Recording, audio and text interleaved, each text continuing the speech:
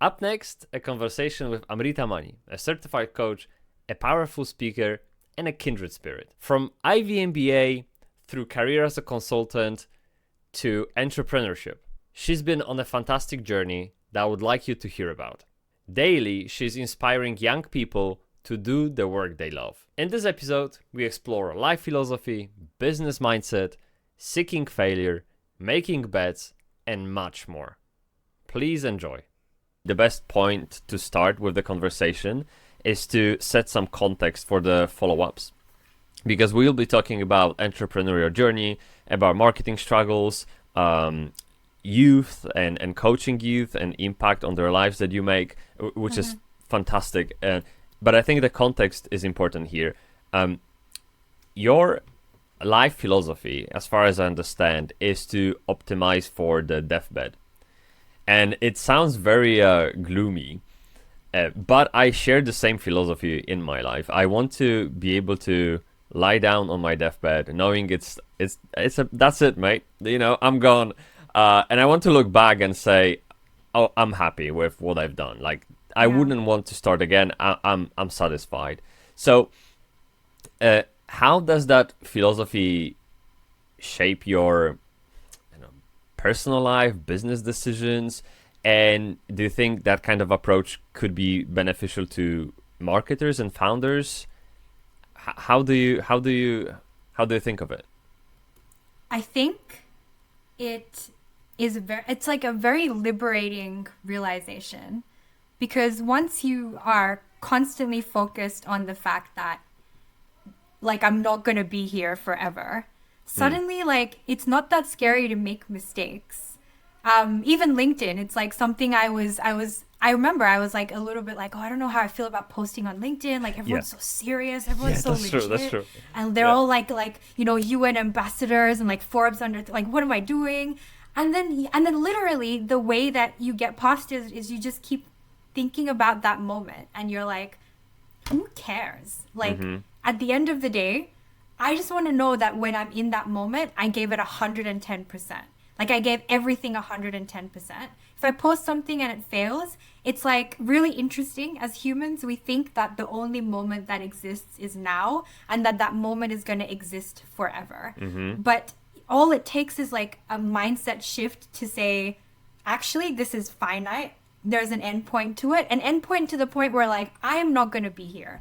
So what do I really have to lose by posting, by taking this risk, by doing that? Like, I'll look stupid for a second. It doesn't matter.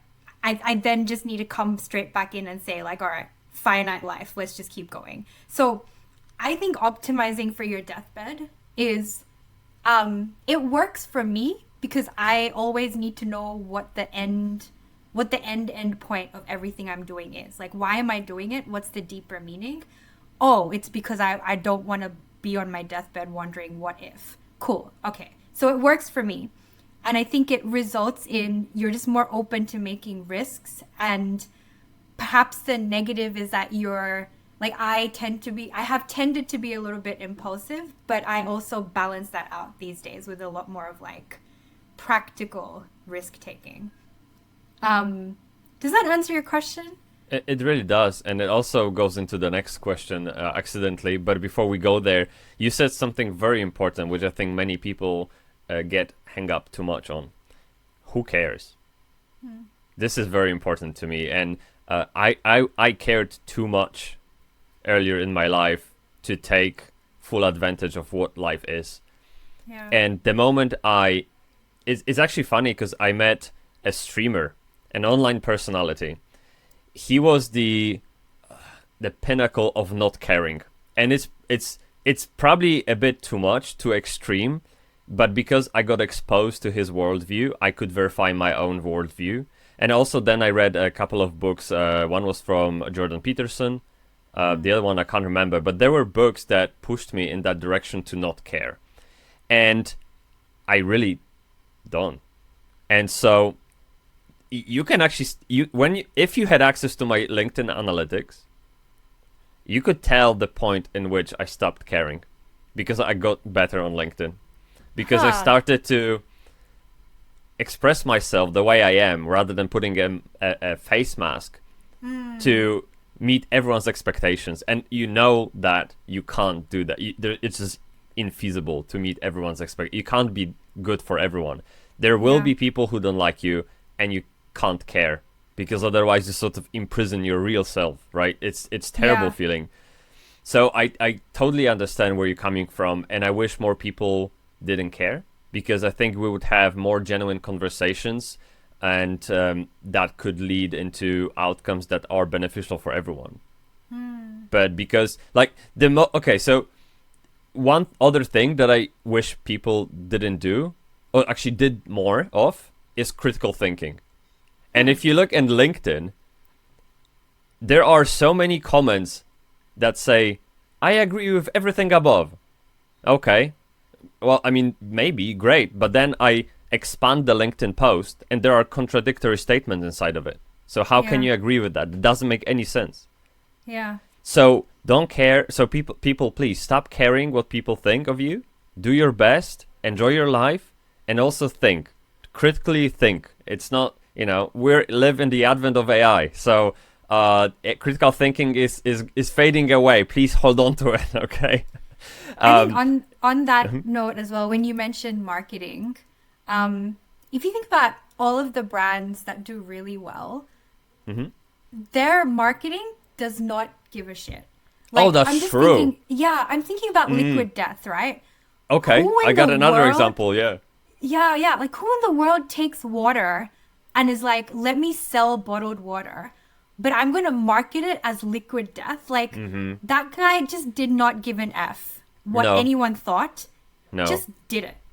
And I think that marketing brilliance and that creative brilliance, it happens on the cusp of when you're just like, who gives a shit? Exactly. Yeah. That's what makes things creative, right? It's when something is creative when it plays with existing ways of thinking, existing structures and existing systems. And that's what makes it stand out. So actually this like not caring thing could be your biggest superpower to like coming up with the most amazing, beautiful, creative, stand out marketing campaigns. Because it's only when people care and they feel like I've got to adhere, like taking LinkedIn as an example. 99% of the posts are the same. They're like, I used to be like this. Now I'm like this. I'm awesome. Follow me for more leadership skills. But if you want to break that, and you talked about how you changed, like your analytics changed when you stopped caring, it's because suddenly you're like that purple cow amidst like everything else, right? You're standing out because of that not caring tendency. And I think there's literally like a Venn diagram between like not caring and creative genius. There's something that happens, there's a magic that happens that comes from that perspective.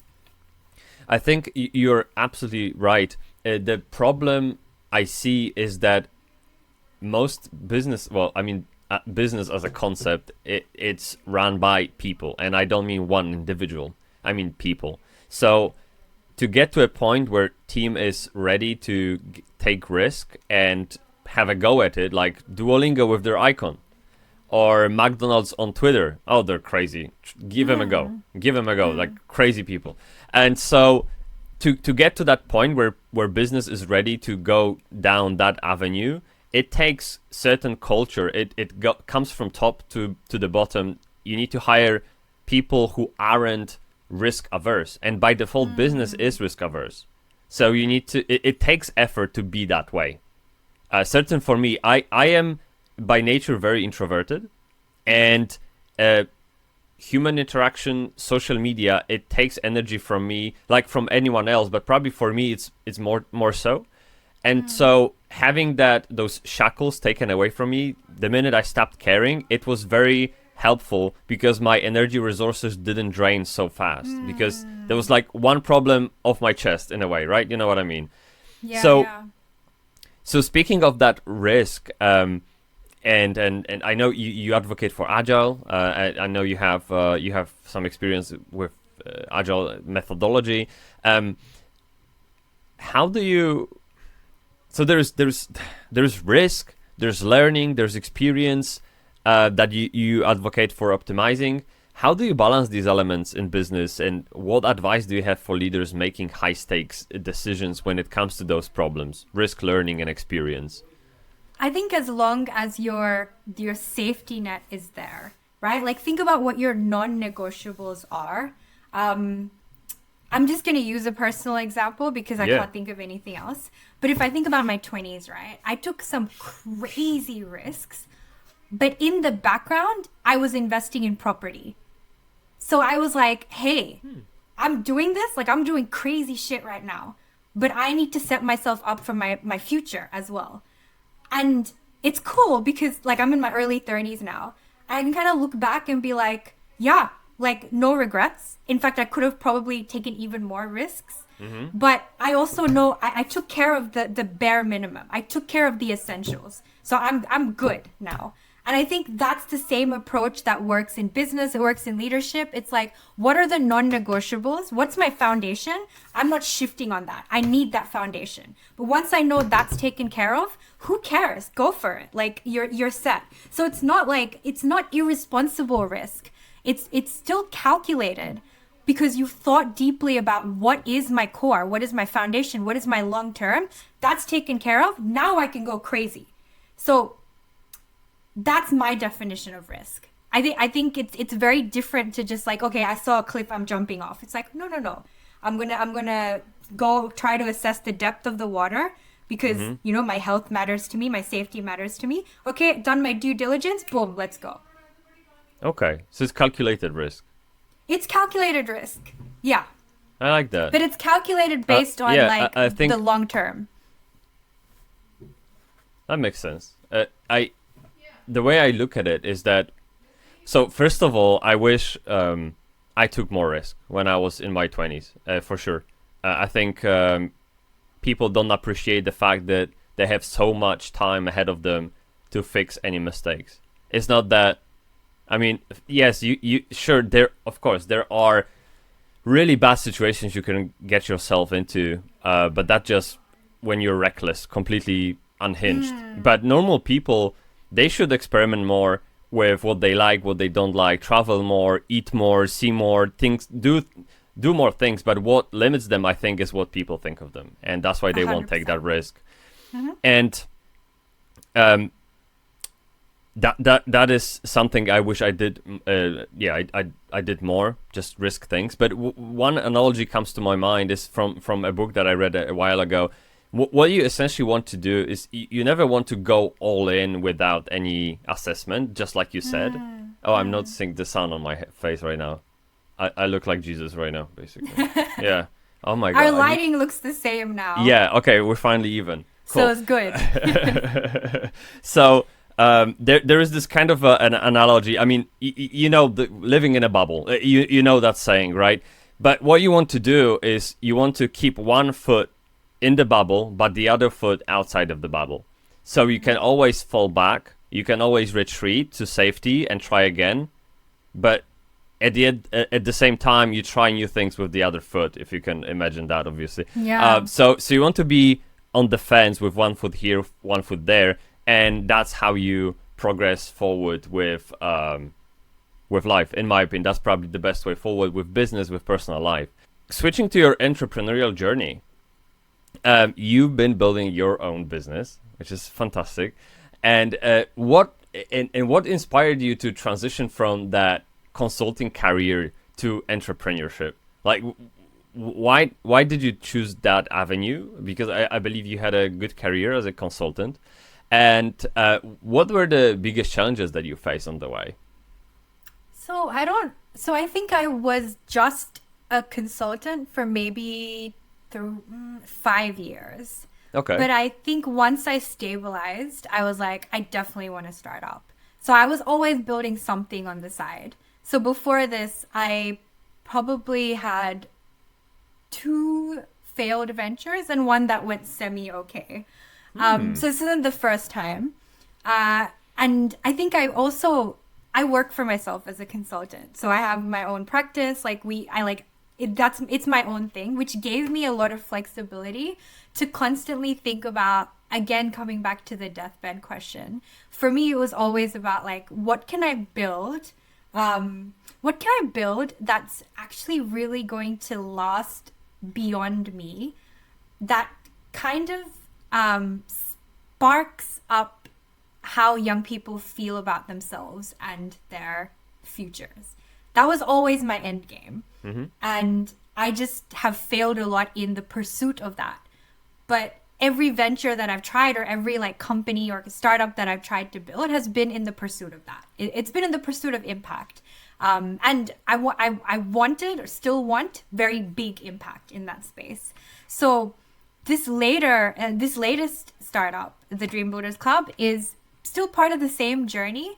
But it's just take 4, I guess. Take 4, take 5, like attempt number 5 to give this a proper shot. It's been cool because I think my consulting background, like I've had like a very strong education background as well. And that's all been helpful. So I guess I'm just giving it another shot. Like, we'll see what happens this time. That's very agile of you. If I understand agile correctly, is you know where you're going, you know what you want, you know the destination, but you don't know what's on the way, so you take it in baby steps. And sometimes you fail, sometimes you win, but as long as it pushes you towards the goal, it's good. 100%. Right? Yeah. 100%. So that sounds like something you've been through, and I admire that. I look, NerdCow, my company. This is the only company I've ever started, and on the way I was experimenting with, YouTube channels and whatnot online, but business-wise, actual entity, legal entity, NerdCow is the only thing I've always had. Cool. For the past like 10 years, and that isn't going anywhere. It's like I feel like I'm still failing, I'm still learning, I'm still succeeding and losing, but under the same umbrella. And you seem like you change tools for the job more often. Right, so I picked NerdCow as a tool for the job, and that tool sometimes breaks. I need to fix it. But you have many tools, cool. And you try this one, see which one works. So it's the same approach, but on a different level, right? A different Zoom level, in a way. Yeah, like you would have heard of the concept of like a wicked problem. It's like it's a complex problem, like a huge global problem that is interconnected with all of these other problems. And so, for instance, poverty, climate change, right? Huge. But then, like, what if you had the audacity as a young person to say, I'm going to dedicate my whole life to solving this one problem? Obviously, you're not going to know how to do that. But you're going to find and try different pathways until you figure it out. And even if it doesn't work out at the end, what a story. Like, what an adventure. And I think that's the philosophy that I chose for my life. Sometimes I kick myself for it, but most of the times I'm pretty content that was I think causes and missions, whether that's your personal mission or business cause, business mission, they should be by default unobtainable. And that's because you have the field to always try and get better at it. Obtainable are goals, obtainable are objectives, KPIs, OKRs, these are obtainable. But when we talk about big things like climate change or healthcare or whatever, there's never really a point when it's done, right? Like you always have to keep it right. You have to always keep fixing it, looking at it, monitoring it. And I think that is the true definition of a cause. And when I deeply resonate with what you said right now about your personal mission, because that sets you for life. That's on, like, if you contribute to that cause during your lifetime, someone else will pick it up and continue, because that's never done. I love that. Yeah. It's like planning. There's a I wish I remembered. I think the name of the company is Brooklyn Fashion Store or something like that. Okay. I really want to look it up now. But the founder talks about how he plans in 500 years. Like, he's not saying, like, I want to do this even by the time I die. He's like, in 500 years, what are we doing? How are we impacting the world? And I love that. That's just... And then when you think of it that way, everything kind of shifts. Like, your whole way of approaching a business shifts. So it's sort of like that. Yeah, I mean, if you think about it very very nihilistically, our life is just a speck on the timeline. It doesn't matter at all. So you might as well give it a go. Yeah, absolutely. And I wonder how you plan 500 years ahead, though. What kind of foundations you have to think something's gonna happen? Because hell, I don't know what's gonna happen next month, and I can Yeah. only assume, right? So maybe this is something. Hey, can you extend the invite to that person so they can come on the podcast and we can Oh, that discuss would be this? so cool. I Oh, need to go. oh, He just seems awesome. I'll see if I can dig up his name. perfect. Yeah, ping him over. I'll reach out for sure and ask him Yeah, that question. sure. Okay, I think we can with that context set and where we're coming from in our philosophy in life, we can move on to marketing a bit. Sure. So you during our calls before, you said you've struggled with marketing the most as an entrepreneur. And if we turn this into a sort of marketing coaching session, what would you say is your biggest challenge? What advice would you give someone with similar struggles? Can you just elaborate on the marketing perspective as a person that been on your journey? Firstly, I think the struggle has always for me been how do I find the core thought in my target customer's mind that is like actually the root cause of the pain that they're feeling. And then how do I, in my marketing, not make them feel worse about that, but show them that what we are giving them is the solution to that.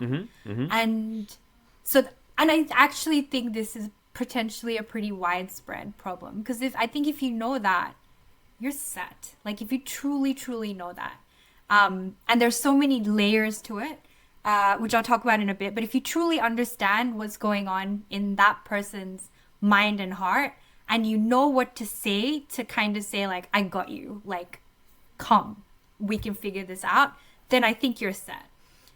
So that has been my struggle. I think I'm getting better at it. I'm not sure. Data wise, it feels like we are. And I think the reason I struggled so much with it is because I was actually too emotionally involved in my own business.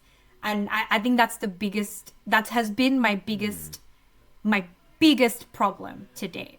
And someone else like said it to me 2 days ago, not about me, but about them. And I was like, oh my God, this is why I suck right now. I'm saying that in like a very like chill way, but like, Sure. if someone else came to me with the same business idea and was like, how do I market this? I would be able to solve that for them in a heartbeat. Right. But it's my thing, and I'm building this, and it's like my purpose, and it's my vision. And like, and that, I think that over attachment is actually biting me in the ass a little bit when it comes to thinking about how to market. So I feel like a lot of business owners are in the same place. Like if you flip the switch, you could go crush this for someone else. But like when it's your thing, it's like something weird happens in your brain. It is an art of itself when you're too close to the source to move yourself away and look at it from a higher perspective. I obviously I'm a victim of it myself, 100%. And when I help people with their website, I look at it, I'm like, okay, well, you have to do this, and this, and you'll be better off. But then I look at my website, I'm like, I don't. Well, look. So now I'm criticizing myself, and that's different. So I totally understand it. I think you touched on the point that most marketers have on their mind, and that is getting to the very bottom, the root cause of the pain that someone's experiencing, and helping them to understand that they've got a solution for it. There's this interesting, maybe something that you could use to help yourself out. There's this story brand 7 exercise.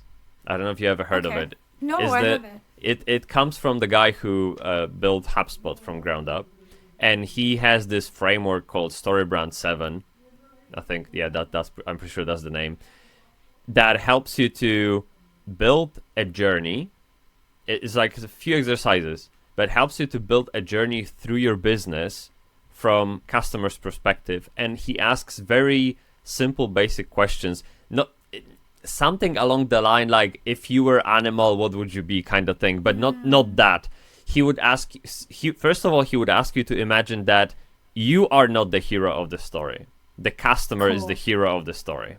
Yeah. And now he comes to you with a problem, but the problem, they say, isn't probably the internal problem, it's the external problem. They already have a burning feeling inside of them that they couldn't define before, and they think you've got solution for them, and they present you with the surface level issue, but it's on you to peel down that onion to the core and find the internal trigger they buying from you. Even they don't know that themselves, but it's on you to find it out.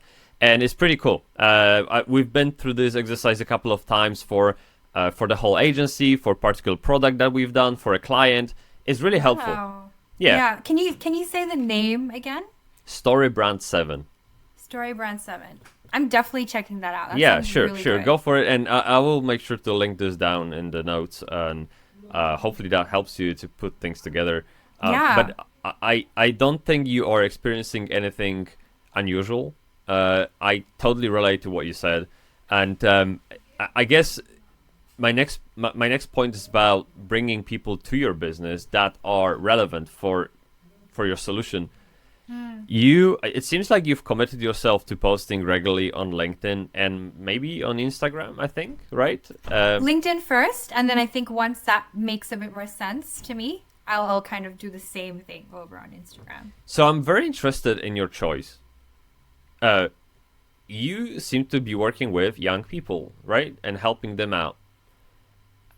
Why do you think they are on LinkedIn?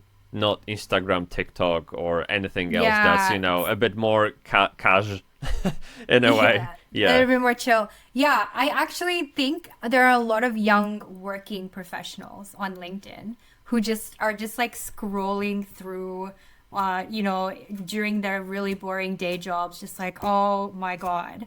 And then if I can be like this circuit breaker that like pops up on their screen when they're doing that, that's awesome, because I know obviously they've got the disposable income to like invest in like our training and our cohorts, whereas that's not always the case on Instagram. I actually feel that people who are on LinkedIn come onto LinkedIn already with a certain mindset of like, okay, like I kind of want to get some value out of this, right? So so I can pitch to that person, but it's a lot harder to pitch someone who's like, oh my God, cat videos, ha ha ha. What's the purpose of your life? Like it's a lot harder on Instagram, but I think I can do that much better on LinkedIn. Also, I've noticed that I'm good with LinkedIn because like I said earlier, everyone else is posting like that 98%, like 98% of the posts are all the same, right? But because I actually literally don't care, it's like I'm able to kind of like break through. So it's a two-pronged reason for going on LinkedIn. I guess, the thing you have going for yourself on LinkedIn is that people are already in the business mindset, in the development mindset. I mean, at the end of the day, hopefully you are at a workplace that gives you some kind of playfield to expand on skill set and knowledge, etc., and maybe grow your career. So if you are browsing LinkedIn because you have a lunch break or whatever, it might be a point in which they find you and sort of wake up and like, oh, this is a way forward. Yeah, so you're sort of rolling the red carpet at the right time. There's a quick thing. Are you familiar with the platform Twitch? Mm-hmm. Yeah. There is a guy who made a huge account, and he is streaming gaming development. He codes. He just codes games, and his channel exploded so much because he literally did what you were doing on LinkedIn but on YouTube. People on YouTube sit and scroll through all those silly memes, cat videos, etc. And he said his goal with YouTube Shorts is to wake you up. He wants you to watch his short and quit YouTube. He wants to make shorts just like that. I love that. Yeah, and he's really doing it. Look, I don't need his help, but when I watch his shorts, I'm like, okay, time to close LinkedIn. Let's get to work. That's fire. Yeah. That's so good. Yeah. Yeah, so good. So I appreciate where you're coming from with this. By the way, have you experienced with LinkedIn Shorts at all? I didn't even know LinkedIn Shorts exist. LinkedIn has Shorts? Well, they're not called Shorts. They're like I think they call it bluntly videos, but they are that. Like the vertical. Yeah, that's my next thing, because I can see that there's like that's going to be a huge thing for LinkedIn as well, and they're going to like push you out. So Yeah. that's going to be the next game. But I think there's also something I've like tried content creation again a few times before, and I think as corny as this sounds, you're going to succeed if you actually enjoy doing it. And I think with LinkedIn, I genuinely have I love the fact that I'm going on there kind of making fun of like the stupid posts that people put up. I like that I'm like messing with people a bit. And because I like that, you don't have to motivate me to write every day. I love it. I love going on there and being like, you know what's like, I like that. So I can be consistent with it. I can commit to it for like 6 months, 1 year, for however long it takes. And I think that's really important as well. Like to know that it kind of resonates with who you are. There's a bit of fun in it. There's a bit of joy in it. That's the sort of content that I think even as a marketing tool, like people are going to be like, yeah, that's cool. Like you can see that creator is having fun doing this.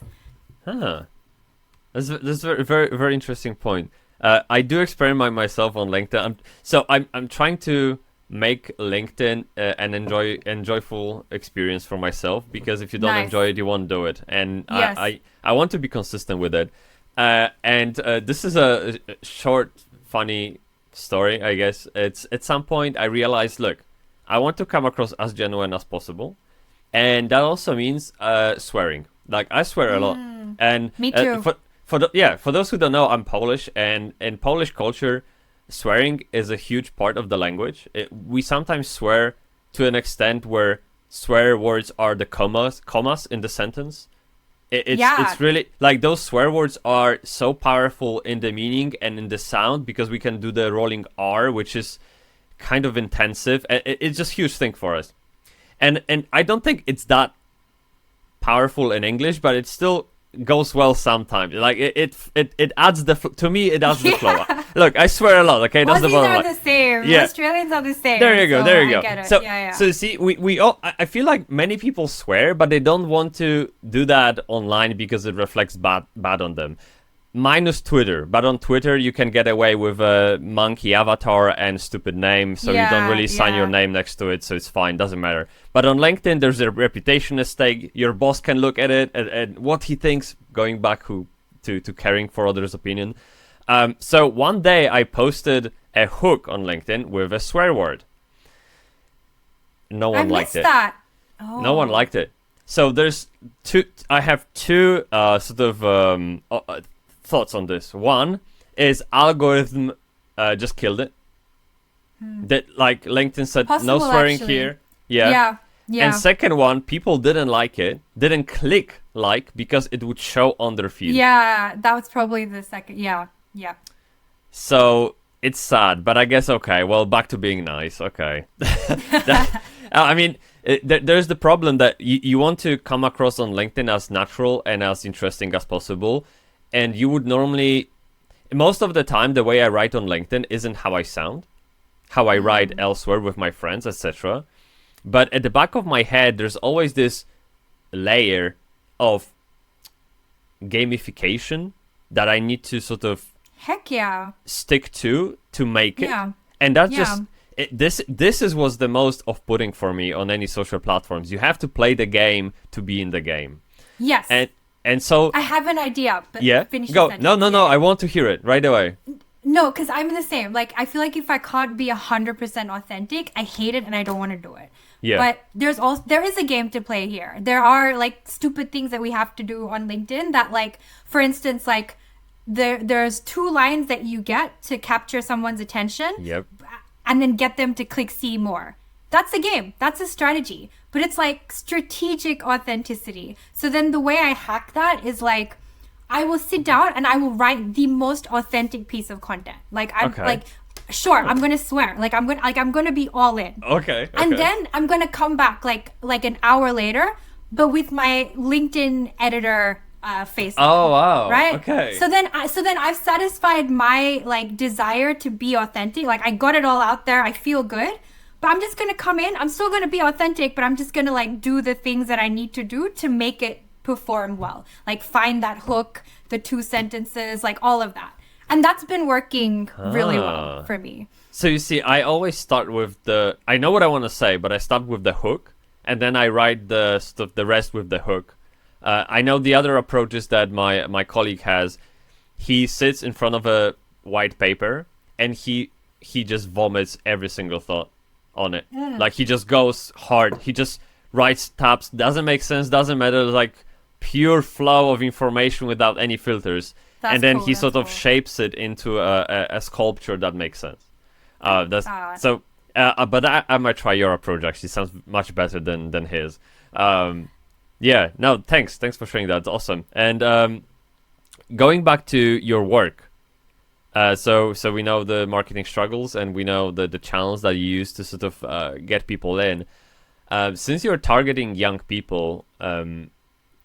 And you're clearly passionate about this. And for those who don't know, you help them do work they love. Mm-hmm.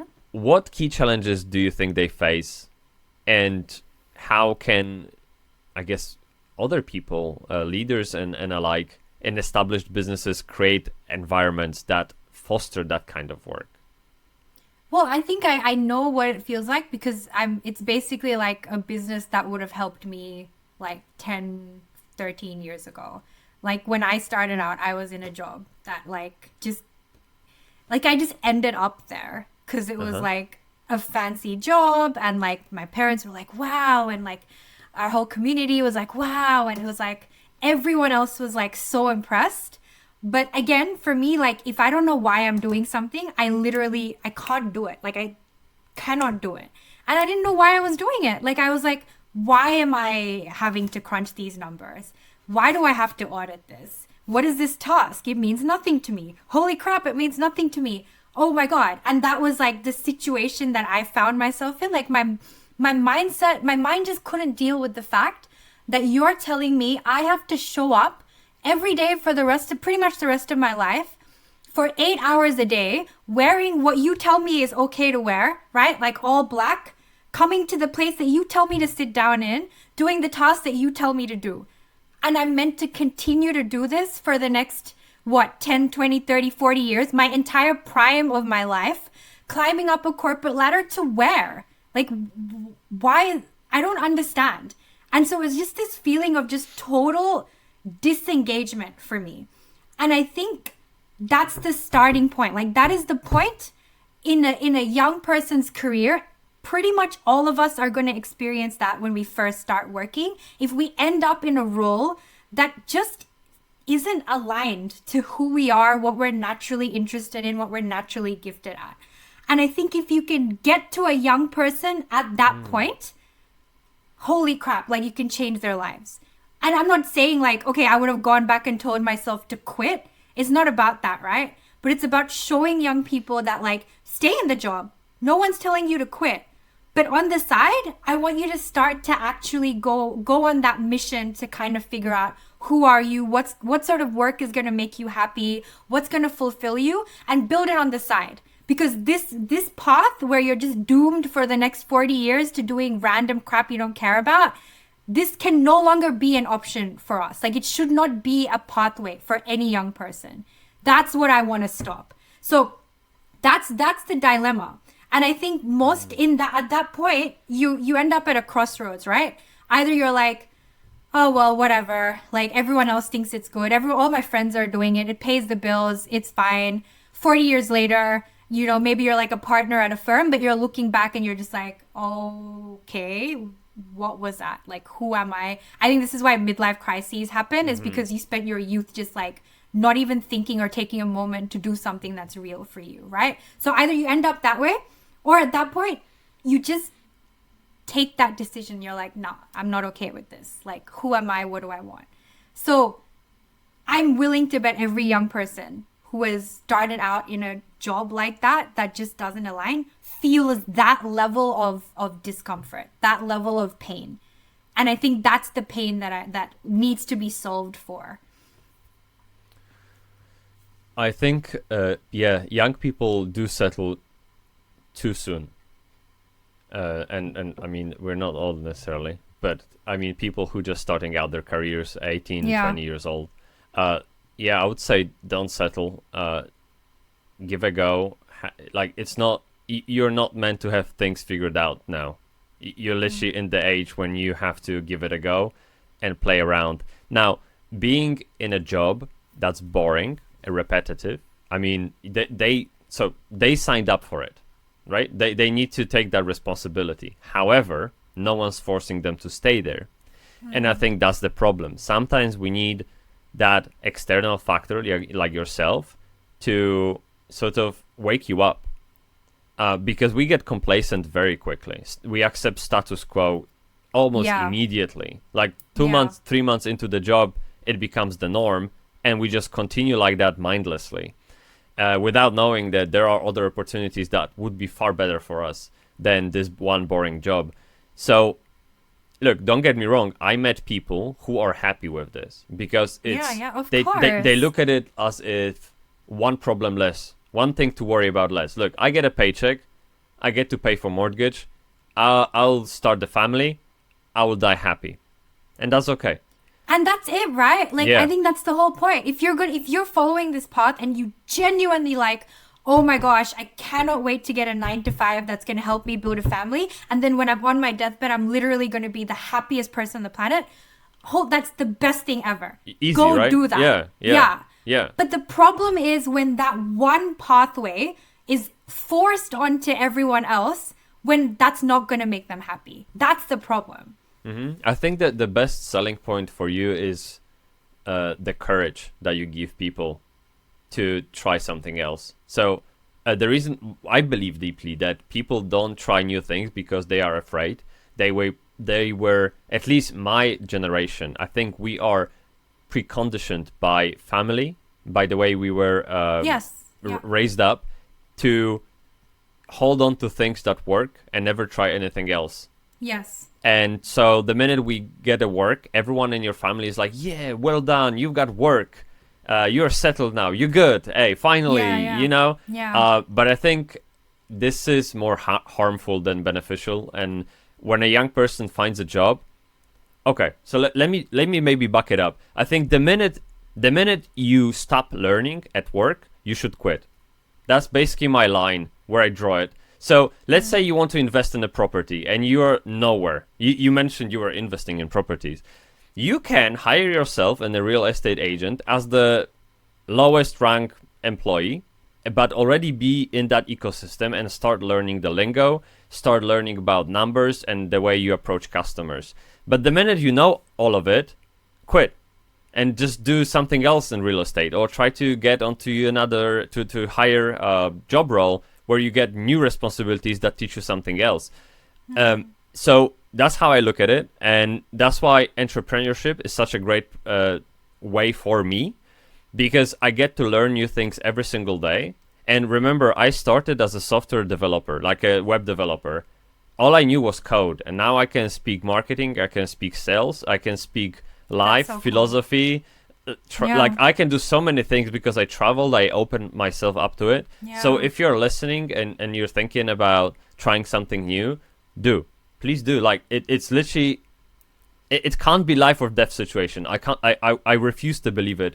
There's always a way back, way forward, but when you come back, even with those failures, you'll be a different person and you'll look at it a different way. So that's how I think. At some point you need to take responsibility for your actions and decide what's good for yourself. And before you can do that, you have to fail enough times. What you said just made me have a little realization, or put this into words probably for the first time. Mm-hmm. But I think your 20s are a great time to figure out what your values are.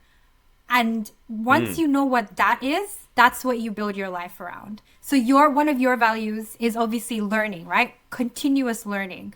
I don't actually know if I have that. I think to me it's like adventure, and it's like it has to make sense to me, like meaning, and like there's all these different things, right? But if you know what those core values are and you start building around that, even if it's on the side, it's crazy what happened. Like you literally become like you're happy. Like I think happiness comes when you live a values aligned life. And if I'm like there and I'm starting out in this job where there isn't that meaning, there isn't the adventure, there isn't the creativity, of course I'm going to be miserable. But there could be some kid who has thought about this and has said, I value structure. I value numbers. I value this. This job's perfect. Give it to me. It's just, that's it. And I think if you can dedicate yourself in your 20s to knowing that, like the values that make you, like make you light up, that's it. Like build around that. And that changes everything. Yeah, that integrity is extremely important. But before you can have integrity, you have to know the values, principles that you stand by. I absolutely agree with that. And it takes time. So don't get discouraged. Keep experimenting, keep failing. It's almost like you were on a dating stage. I mean, you have to go through so many relationships and dates to figure out what you like, what you don't, until you find the right person. So it's absolutely normal. But I think being afraid is the biggest obstacle to giving it a go, because what if, right? And it is really not the end of the world, trust me.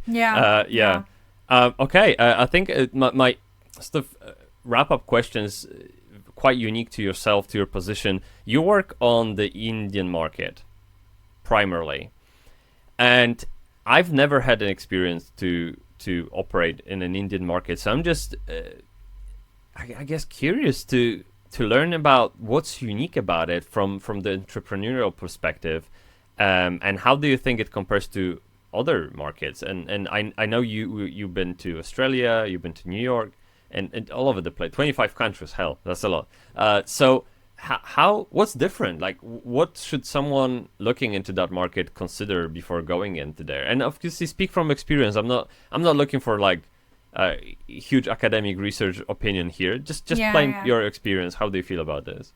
I'll give you a little bit of background. Okay. First, so I'm Indian background. I grew up in Australia, but I always had this. Again, I had this really big passion and connection to India ever since I was a kid.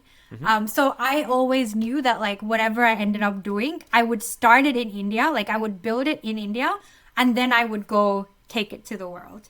Which is when I was doing this time with the Dream Builders Club, everyone was like, why don't you just start it in Australia first? The market, like, and then you can, but for me, it was like, again, call it what you need to call it. But like, for me, it felt like my heart and my gut was like, go do it in India first, build for India, and then take it global.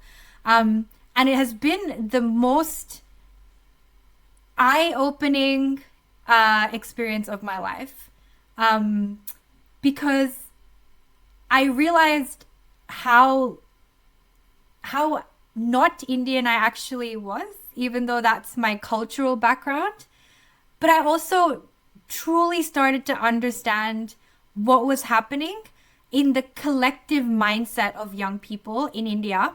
And it helped me to understand my experiences growing up as a kid with Indian parents in Australia. So it was such a life-changing, it's been so crazy for me. But I think the deepest thing that I realized is those fears that we were talking about, right? Those fears are a lot deeper than I could have ever imagined when it comes to a young person in the Indian market.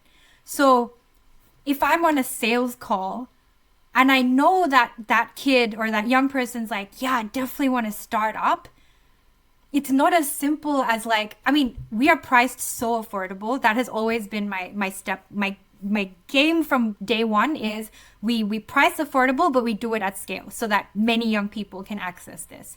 The issue is never pricing. The issue is never any of the things you think.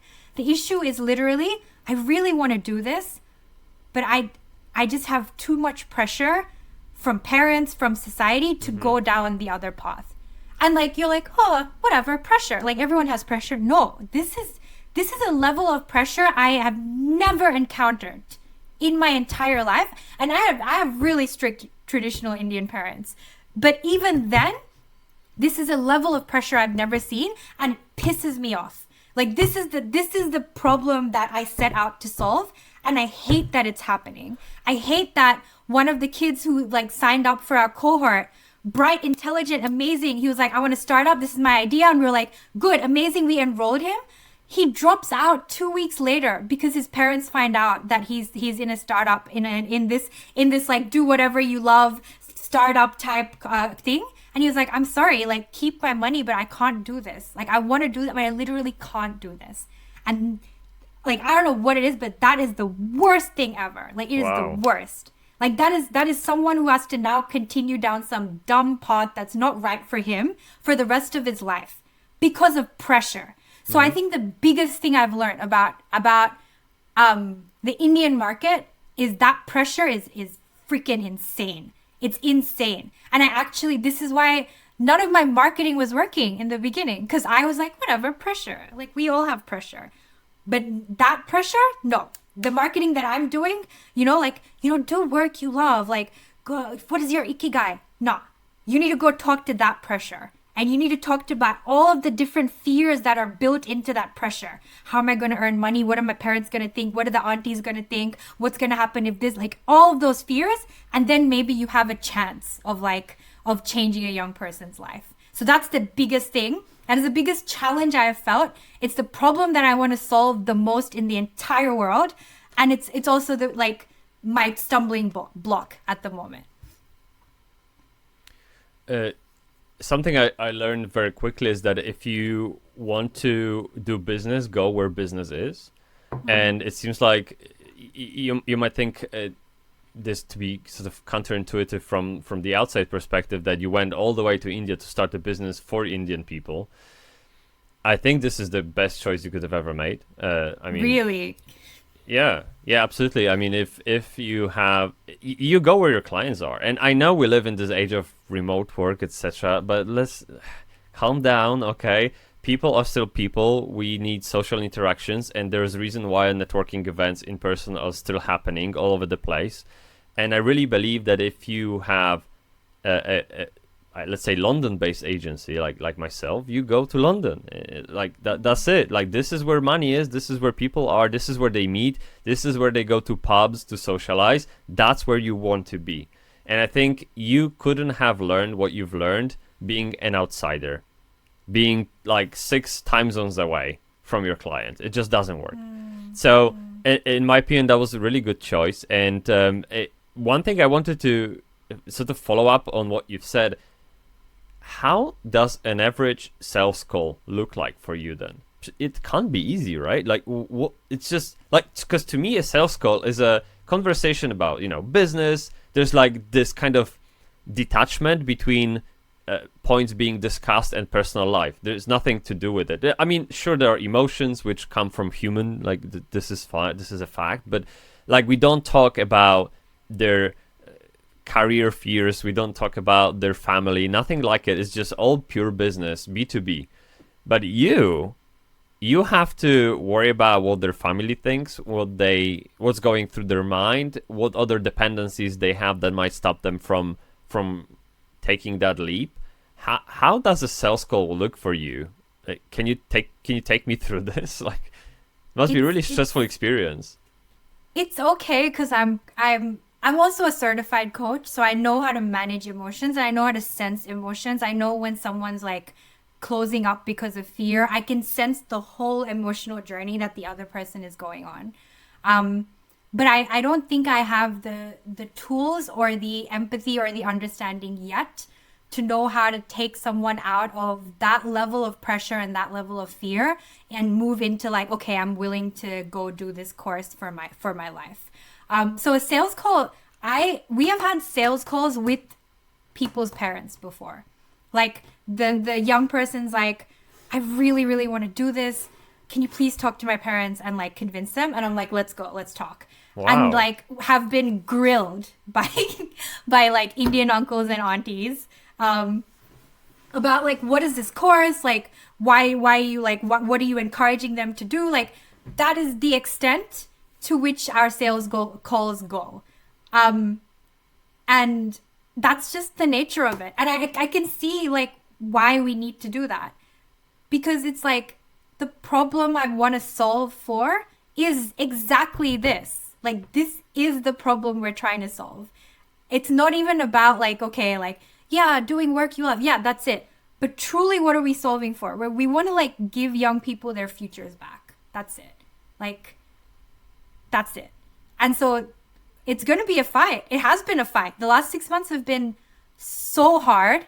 I have wanted to quit probably 7 times, like proper be like, I'm done. I can't do this. I don't know what's going on. But like, it works. And when it works, it works. Like, it's like there are young people in our program who like are literally like, I said no to my family business and now I'm in my dream career, and they look happier and they're like, that's it, right? So I don't know how long it's going to take for us to scale what we know works and actually reach more and more young people, because the barriers are so freaking high. But eventually that is going to be the vision. Like, that is the vision. Maybe we take the cohort that we've built now and like start to go global, so then we're kind of getting a bit more traction. But the core of this is always going to be to shift all of that crap out of the way and just clear up the path for young people, no matter where they are, to like have their life, like go do what you came here to do. Like, it should not be this difficult. Yeah. So yeah, the sales calls are like intense. They're so intense. So, but it's part and parcel of what we're trying to do. So I've like, you accept it. Like, you're just like, okay, fine, bring it I think the thing is, well, I mean, my clients come with dependencies too, but there are different types of dependencies. Probably more like product roadmap or budget constraints. Yeah. So, you know, it's a bit different. I think you will eventually notice patterns and those objections from miles ahead, and you'll be able to just apply certain process and questionnaire, I guess, way of questioning person to calm them down and instill that confidence. But ultimately, from what I understand, for what I'm hearing, is that it all comes down to trust. And you are essentially an outsider coming into a family full of traditions that's been passed from generation to generation. And all of a sudden, you are trying to introduce a new way of life for a young person. And their family has been subjected to protecting that person from all the danger in the life, from going astray. And they probably worked very hard for the past 20 years to create a safe passage for that person to be happy in their life, although they're probably projecting their own problems onto them and sort of lack of achievements. But anyway, they will protect that investment. And this is, I think, where you will struggle the most. But it seems like you're doing great. You have great testimonials on your website. You have great connections. You have the passion, I can tell. And so I think you will do just fine. And yeah, no, that's very interesting. I've never had a chance to work with people like this. So it's really cool to hear from the other side what it's like to work with young people that want but can't. Yeah. That's a real battle. Look, I've run out of questions, and I think we've been here for an hour, and it was a really nice conversation. Thank you so much. I loved it. It was awesome. Thank you so much. I feel like we could sort of dive into each topic separately on its own for an hour, but we have to go. Just to maybe wrap things up, is there anything else you want to say to people before we disconnect? Like, have I not asked you anything, or are we good? I think we're good. I think being completely transparent coming into today's call, I was probably the most burnt out I've ever been working on this. But this conversation kind of reminded me like why, basically. Like, why do it? Cool. And so I'm deeply grateful. Awesome. We're grateful too. Good insight. Thank you so much. Where can people find you if they want to talk to you? Maybe someone listened that, you know, could sort of resonate with what we've been saying. Where can they find you? How to reach out to you? So Amritha Mani I don't know. Maybe we can drop the spelling somewhere. Oh, yeah, absolutely. On LinkedIn. Yeah. And then we are under the Dream Builders Club on LinkedIn and Instagram. And over the next few months, you're going to be getting a lot more content from us. I think the other takeaway, I'm going to be a lot bolder in my marketing, because I think that was a really powerful takeaway. Yeah, no, go for it. No, thank you. I'll make sure that all the links are in the description so they can find you very easily and reach out. So if you are in doubt whether to talk to Amritha or not, please do reach out. I think you've heard it yourself today. She's great. She's great to talk to. She has an idea how to help you. So go for it and see what comes out of it, because there's nothing to lose, honestly. And with that, I'll thank you for the call. Thank you so much. It was great. And we will see you around. Thank you very much. Thanks, Tomasz. Thank you. Thanks, everyone. Thank you for listening to my conversation with Amritha. To support this podcast, please leave a follow or share it with a friend. Or both. I hope to see you next time.